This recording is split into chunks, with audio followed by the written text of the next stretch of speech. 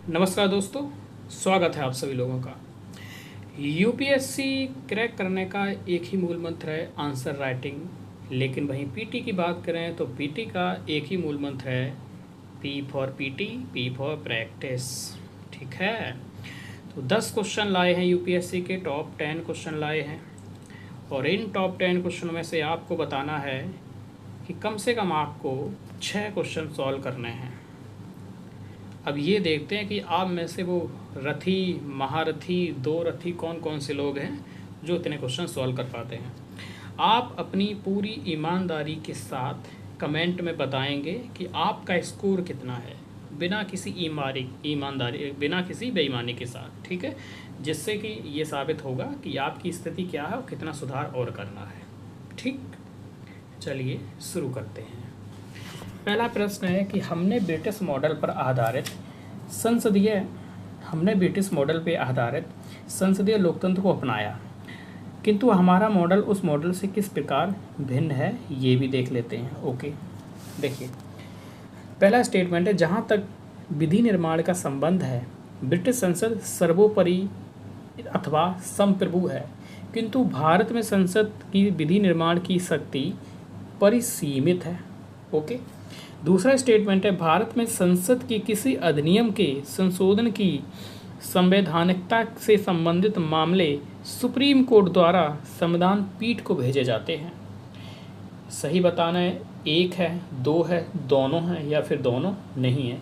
आप क्या करेंगे, 5 सेकंड वीडियो को पॉज करेंगे, समझेंगे, आंसर अपना सोच लेंगे क्या होगा, उसके बाद मेरा आंसर देख लेना। ओके, तो इसका आंसर होगा आपका सी, दोनों सही है। ठीक, ब्रिटिश की संसद संप्रभु है, हमारा संप्रभु क्या है, संसद नहीं है। संसद तो सीमित है संविधान के माध्यम से, हमारे यहाँ संविधान संप्रभु है। ओके, दूसरा व्याख्या की जा सकती है, संवैधानिकता की जांच की जा सकती है, दोनों सही आंसर। ठीक है, ओके, दूसरा क्वेश्चन देखिए। दूसरा देखिए कि राष्ट्रीय स्तर पर अनुसूचित जनजाति और अन्य पारंपरिक वन निवासी वन अधिकारों की मान्यता अधिनियम 2006 प्रभावी कार्यान्वयन को सुनिश्चित करने के लिए कौन सा केंद्रीय अभिकरण है, यानी कि नोडल एजेंसी कौन सी है।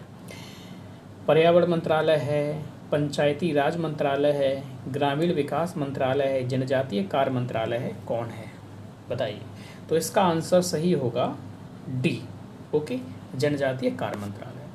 नेक्स्ट क्वेश्चन देखिए, कानून को लागू करने में कोई विधान जो किसी कार्यपालक अथवा प्रशासक प्राधिकारी को अनिर्देशित एवं अनियंत्रित विवेकाधिकार देता है, संविधान के किस अनुच्छेद का उल्लंघन करता है। Article 14, article 28, article 32, article 44। तो सही आंसर है आर्टिकल 14, विधि के समक्ष समानता जो है उसका उल्लंघन करता है। आप सभी लोग कमेंट में ज़रूर बताइएगा कि कितने आपने सॉल्व किए हैं। देखिए, संघीय स्वरूप को दर्शाना है। ओके, तो कौन अच्छी विशेषता को बताता है। न्यायपालिका की स्वतंत्रता सुरक्षित होना, संघ की विधायिका में संगठक इकाइयों के निर्वाचित प्रतिनिधि होना, केंद्रीय मंत्रिमंडल में क्षेत्रीय पार्टियों के निर्वाचित प्रतिनिधि हो सकते हैं, मूल अधिकार न्यायालयों द्वारा परिवर्तनीय है। तो इसका सही आंसर होगा आपका ऑप्शन ए। जब भी बात आती है डिस्ट्रीब्यूशन ऑफ पावर की बात आएगी तो वहाँ पे 5 मूल विशेषताएं होती हैं। एक डुअल गवर्नमेंट होगी, यानी कि एक सेंटर की होगी और एक स्टेट लेवल की होगी।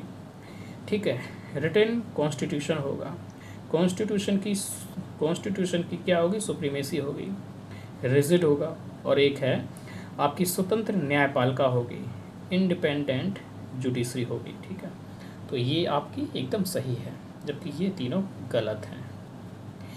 Please like and subscribe, video को लाइक कर दीजिए, चैनल को सब्सक्राइब कर लीजिए। डेली शाम को यहाँ पर अपने जीएस के पेपर को एनालिसिस करते हैं, साथ ही साथ में आंसर राइटिंग होती है, आप आंसर भी लिखना सीख सकते हैं हमारे साथ। ठीक, और सुबह 6 बजे आपको दी हिंदू का एनालिसिस मिल जाता है, तो दी हिंदू भी डेली आप कर सकते हैं बहुत कम समय में। 5वां क्वेश्चन देखिए। 5वां क्वेश्चन है, निम्नलिखित में से राज शब्द का सर्वोत्तम रूप से परिभाषित कौन करता है, ये बताना है आपको। ठीक, व्यक्तियों का एक समुदाय जो बिना किसी बाहर नियंत्रण के एक निश्चित भाग में स्थायी रूप से निवास करता है और जिसकी संगठित सरकार है। आप दूसरा स्टेटमेंट देख सकते हैं, आप तीसरा देख सकते हैं, आप चौथा देख सकते हैं। अब वीडियो को 2 सेकंड के लिए पॉज कर लीजिए। ठीक, अब मैं बताता हूँ इसका सही आंसर क्या है। देखिए, राज्य का मतलब क्या होता है? राज्य का मतलब, राज्य में 4 तत्व होते हैं। ठीक है, क्या क्या होता है? एक ज़मीन होनी चाहिए, लैंड होनी चाहिए, उस पे लोग रहने चाहिए, पॉपुलेशन होनी चाहिए, उसकी अपनी एक सरकार होनी चाहिए, गवर्नमेंट होनी चाहिए, उसकी क्या होनी चाहिए? संप्रभुता होनी चाहिए, सोवरेनिटी होनी चाहिए। ये 4 मिलके स्टेट बनाते हैं। ठीक, अब देख लेते हैं क्या ये चीज़ें कहीं फिलफिल हो रही हैं कि नहीं। देखिए, व्यक्तियों का एक समुदाय है, इन्हीं की जनसंख्या बता रहे हैं, बिना किसी बाहर नियंत्रण के, यानी कि सोवरेनिटी मिल गई हमें, एक निश्चित भूभाग में लैंड मिल गई हमें, निवास करते हैं और जिसकी एक संगठित सरकार है, गवर्नमेंट भी मिल गई। ठीक है, ये पीपल हैं, ये क्या है? सोवरेनिटी है, ये ज़मीन है, और ये, तो ऑप्शन ए सही हो जाएगा इसका। और आप देख लेना, कहीं ऐसा कुछ नहीं मिलेगा। मैंने इसलिए एक ही क्वेश्चन पढ़ा है, सारे जो आपके जो ऑप्शन है नहीं देखे, क्योंकि समय ज़्यादा हो जाता क्लास का। ठीक, आगे देखते हैं 6वां क्वेश्चन। न्यायपालिका के संदर्भ में निम्नलिखित कथनों पर विचार कीजिए। ठीक है, कर लेते हैं विचार। भारत के राष्ट्रपति की पूर्व अनुमति से भारत के मुख्य न्यायमूर्ति सुप्रीम कोर्ट की सेवानिवृत्त किसी न्यायाधीश को सुप्रीम कोर्ट के न्यायाधीश के पद पर बैठने और कार्य करने के लिए बुलाया जा सकता है। दूसरा है, किसी भी हाई कोर्ट को अपने निर्णय के पुनर्विलोकन, इनकी रिव्यू की शक्ति प्राप्त है, जैसे कि सुप्रीम कोर्ट के पास है। कौन सही है? केवल एक, केवल दो, दोनों सही हैं या दोनों गलत हैं? आंसर बताइए। तो इसका सही आंसर होगा आपका ऑप्शन सी, दोनों सही हैं। हाई कोर्ट भी रिव्यू कर सकता है और ये भी अधिकार होता है। पढ़ा होगा आपने, नहीं पढ़ा है तो पढ़ने की सख्त ज़रूरत है। कथनों पे विचार करना है, सही कथन देखना। सबसे पहले चूज देख लिया करिए कि सही देखना है गलत देखना। अगला, भारत में केवल एक ही नागरिकता और एक ही अधिवास है। जो व्यक्ति जन्म से नागरिक हो केवल वही राष्ट्राध्यक्ष बन सकता है, ये गलत है। जन्म से नहीं, हमारी राष्ट्राध्यक्ष बनने की क्या कैटेगरी है? केवल नागरिक होना चाहिए, कैसे भी बना हो नागरिक। ठीक, तो दूसरा गलत है, तो ये गलत हो गया, ये गलत हो गया। ये है कि जिस विदेशी को एक बार नागरिकता दी गई है, किसी भी परिस्थिति में उससे इससे वंचित नहीं किया जा सकता है, गलत है, किया जा सकता है वंचित। तो ऑप्शन ए सही हो जाएगा। ठीक, 8वां देखिए कि निम्नलिखित में से कौन सा कारक किसी उदार लोकतंत्र को सबसे बेहतरीन तरीके से परिभाषित करता है? बताइए। ए, एक प्रतिबद्ध न्यायपालिका, शक्तियों का केंद्रीकरण, निर्वाचित सरकार, शक्ति पृथक्करण। बताइए। क्वेश्चन नंबर 8 है, तो शक्ति का पृथक्करण हो जाएगा। जब शक्ति पृथक्करण होती है, जैसे ये पोटली है शक्तियों की, इसको ऐसे ऐसे बांट दिया, तो क्या रहेगा? लोकतंत्र सुरक्षित रहेगा ना। न्यायपालिका अलग है, कार्यपालिका अलग है, विधायिका अलग है, तो आज़ादी रहेगी। और जब एक मुट्ठी में सारी शक्तियाँ जाएंगी तो सत्ता का केंद्रीकरण हो जाएगा, है ना, केंद्रीकरण हो जाएगा। तो ये भी सारी चीज़ें आपको ध्यान में रखनी होंगी। 9वां देखिए, 26 जनवरी 1950 को भारत की वास्तविक संवैधानिक स्थिति क्या थी? ए, लोकतांत्रिक गणराज्य, बी, संपूर्ण विरोध संपन्न लोकतांत्रिक गणराज्य, संपूर्ण विरोध संपन्न पंथनिरपेक्ष लोकतंत्र गणराज्य, संपूर्ण विरोध संपन्न समाजवादी पंथनिरपेक्ष लोकतंत्र गणराज्य। क्या होगा बताइए। तो इसका सही आंसर होगा ऑप्शन बी, संपूर्ण विरोध संपन्न लोकतंत्र गणराज्य, यानी कि सोवरन, डेमोक्रेटिक और रिपब्लिक। अभी क्या है?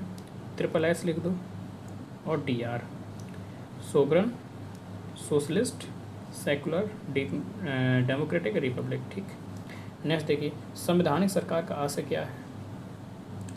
किसी राष्ट्र की परिसंघीय संरचना वाली सरकार, कोई सरकार जिसके प्रमुख के पास नामात्र की शक्तियाँ हो, कोई सरकार जिसके प्रमुख के पास वास्तविक शक्तियाँ हो, कोई सरकार जो संविधान की सीमाओं से परिबद्ध हो। आंसर करिए। तो इसका सही आंसर हो जाएगा डी, कोई सरकार जो क्या हो, संविधान की सीमाओं से परिबद्ध हो, यानी कि संविधान ने सीमा लगा रखी है, सीमा लगा रखी है संविधान ने। किसने लगा रखी है? संविधान ने, यानी कि संविधान सर्वोपरि है, संविधान है ना, वो सर्वोपरि है। ठीक है, विधि का शासन होगा।